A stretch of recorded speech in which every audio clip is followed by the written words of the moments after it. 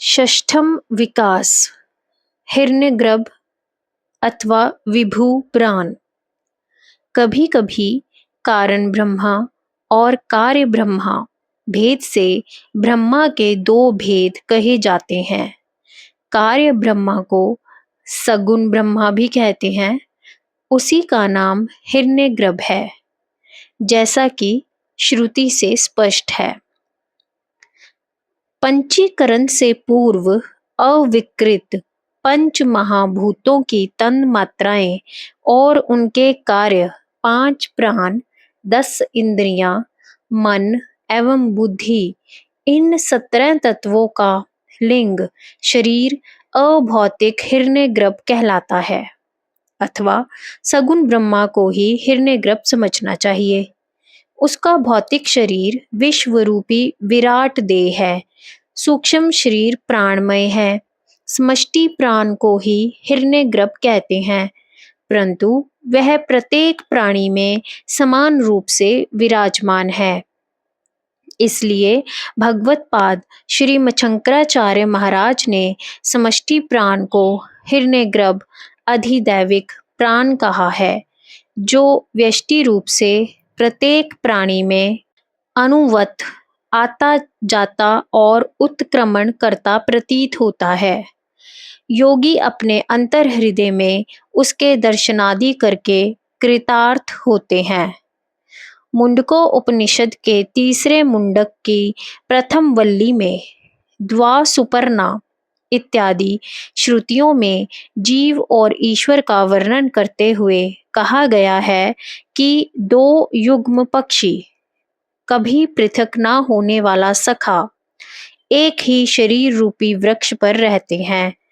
एक स्वादु फल खाता है, दूसरा कुछ ना खाता हुआ साक्षी रूप से देखता रहता है। अर्थात जीव रूपी देह अभिमानी पक्षी इस शरीर के अधिष्ठानों द्वारा कर्मों के शुभ अशुभ फल भोगता है। दूसरा ईश्वर कलेश कर्म, अविद्या कलेशों और उनसे उत्पन्न होने वाले शुभ अशुभ कर्मों एवं उनके सुख दुख रूप फलों और उनके संस्कारों से जन्म लेने वाली आशाओं से मुक्त निर्लिप्त भोगों को ना भोगने वाला केवल साक्षीवत देखता रहता है। उसके साथ ही रहने वाला जीव देह आसक्ति से जकड़ा हुआ, देह के तादात्म्य अभिमान से बंधा हुआ दीन बनकर शोक करता है और नाना विधि चिंताओं से व्याकुल होकर मूढ़ बना रहता है। परंतु जब वह अपने साथी सखा को देखकर उसकी महिमा को जान लेता है, तब मोह आसक्ति को छोड़कर वीत शोक हो जाता है।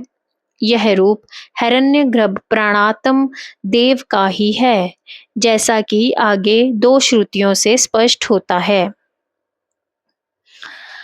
जब वह जीव योग उपासना आदि से दिखने योग्य जगत के उस कर्ता ईश्वर परम पुरुष कारण ब्रह्मा को अपने साथ देखता है, जिसका वर्ण सुवर्ण सदृश है, तब वह ब्रह्मवेता पाप पुण्य दोनों से मुक्त होकर निरंजन शुद्ध स्वरूप की साम्यता को प्राप्त कर लेता है, अथवा नाम रूप रहित साम्य अवस्था स्थायी रूपी पर ब्रह्मा भाव का अनुभव करने लगता है। उपरोक्त ईश्वर का रूप प्राण ही है, जो सब प्राणियों में प्रकाशमान है। उसको जानकर वह विद्वान अतिवाद नहीं करता, अर्थात संदेह नहीं करता। ऐसा आत्मकीर्ण आत्मरत क्रियावान योगी ब्रह्मज्ञानियों में श्रेष्ठ है। उपरोक्त श्रुतियों का तात्पर्य है कि अव्यक्त अक्षर कूटस्थ अप्राण अमना शुद्ध पर ब्रह्मा के दर्शन नहीं हो सकते, परंतु इस रुक्म वर्ण प्राणात्मक ईश्वर के दर्शन योगियों को होते हैं।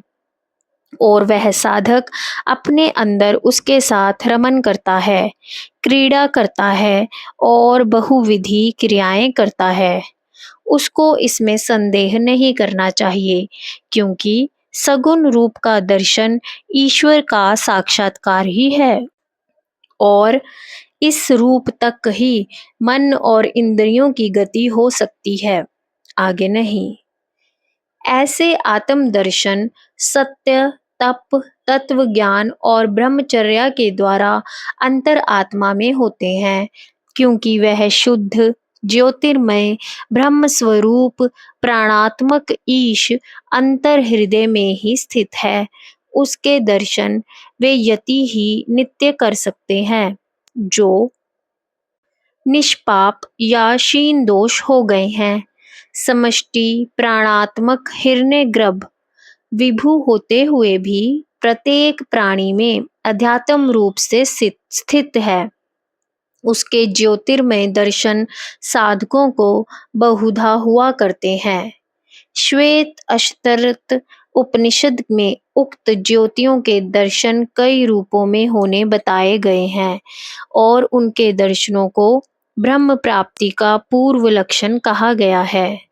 हम उन श्रुतियों को पाठकों के लाभार्थ नीचे उद्धृत करते हैं, जिनका अर्थ है, साधन काल में जब कुहरा, धुआं, सूर्य, वायु, अग्नि, खगोत यानी जुगनू, विद्युत, स्फाटिक, चंद्रमा आदि ज्योतियों के दर्शन होते हैं, वे ब्रह्मा की अभिव्यक्ति कराने वाले पूर्व रूप होते हैं। मिट्टी से लिपे हुए बिंब जैसे गोल मंडलाकार अग्निमय तप्त सुवर्ण की गोल मुद्रा के सदृश चमकते हुए सुधा के सार स्वरूप आत्म तत्व को देखकर साधक मनुष्य एकांत कृतार्थ वीत शोक हो जाता है। जब योगी यहाँ दीप शिखा के सदृश आत्म तत्व से युक्त ध्याना अवस्था में ब्रह्म तत्व को देखता है, जो जन्म रहित ध्रुव सब तत्वों से शुद्ध है, तब उसको उस देव को जानकर सब पापों से मुक्त हो जाता है। पातंजल योग दर्शन में इन ज्योतियों को विशोका अर्थात सब शोकों को दूर करने वाली ज्योतियां कहा है। इनके दर्शन होने पर चित्त की वृत्तियों का निरोध होकर दृष्टा के स्वरूप में स्थिति होती है।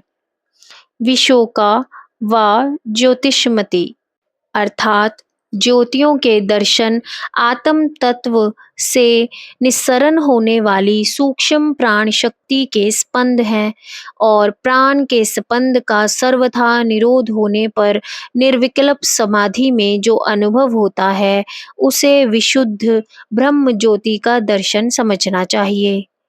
विभु तक पहुँचने के लिए अणु का आश्रय लेना पड़ता है। समुद्र में पहुंचने के लिए नदी में नाव का आश्रय लेकर जाया जाता है। निस्पंद प्राण को ही प्राणस्य प्राणम अर्थात ब्रह्मा कहा जाता है। आत्मनः एषो प्राणो जायते अर्थात आत्म तत्व से तेजस रश्मियों वत प्रस्फुटित प्राण शक्ति की किरणों की तरंगों को अणु प्राण कह सकते हैं।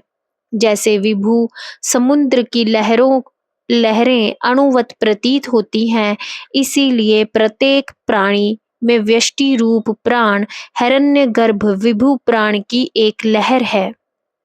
श्वास प्रश्वास की गति अथवा प्राण अपान आदि वृत्तियां उसी लहर के अवंतर क्रियागत भेद हैं। उक्त क्रियाओं का प्रशमन व्यष्टि प्राण के निरोध से होना संभव है।